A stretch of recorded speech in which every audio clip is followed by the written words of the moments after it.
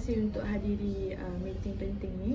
Jadi seperti yang kita tahu, Petronas kita punya company sekarang menghadapi cabaran yang besar akibat persaingan global, tekanan sustainability dan perkembangan teknologi yang sangat-sangat pantas. Jadi kebergantungan syarikat kita ni terhadap bahan rapi fosil juga telah menjadi satu isu strategik kerana banyak sangat syarikat global sekarang yang sudah mula beralih kepada tenaga yang boleh diperbaharui. Jadi jika kita gagal menyesuaikan diri dengan perubahan persekitaran sekarang, Petronas mungkin akan kehilangan daya saing pada masa hadapan. Betul, ramai pesaing antarabangsa sudah mula melabur dalam tanaman hijau dan digital transformation. Pelabur dan juga pelanggan juga semakin memberi perhatian terhadap ESG dan juga sustainability sesebuah organisasi. Sebab itulah transformasi organisasi ni amat penting untuk Petronas.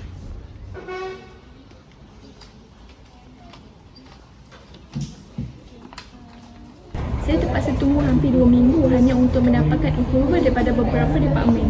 Itulah antara masalah utama organisasi kita.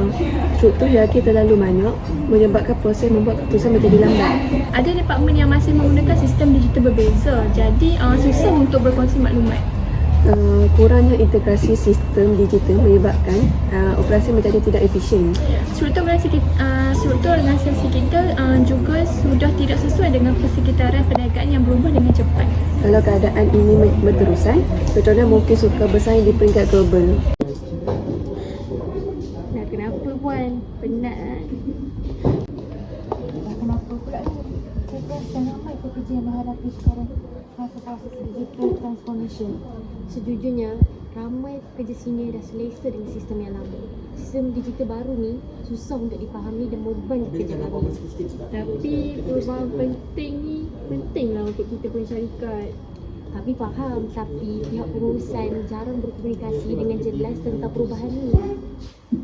Kita juga menghadapi masalah skills gap dalam teknologi digital dan tenaga hijau.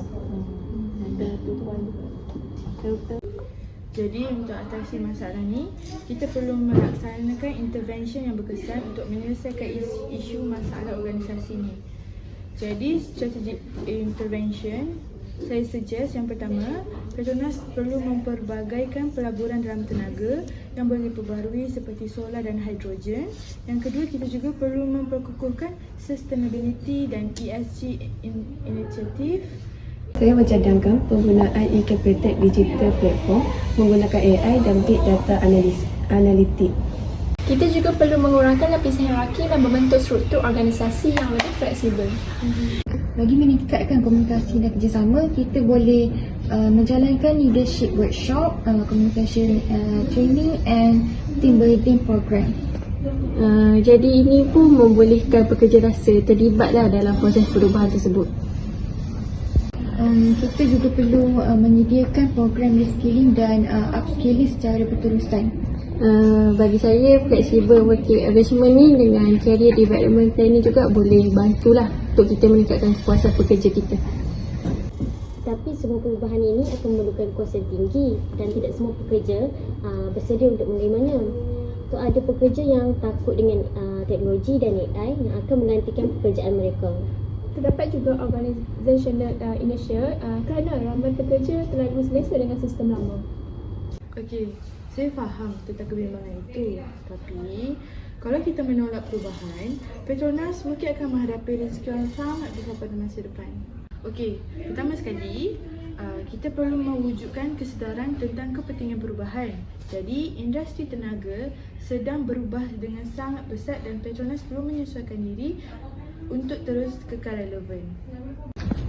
Kita akan menyediakan latihan, sokongan pekerja dan bimbingan yang berterusan sepanjang proses transformation. Sistem baharu juga akan dilaksanakan secara berperingkat supaya pekerja tidak terlalu tertekan. Budaya kerja baru dan inovasi akan diperkukuhkan melalui sistem penilaian prestasi dan ganjaran. Kita juga perlu menggalakkanlah employee feedback ni supaya proses perubahan ni dapat ditambah baik.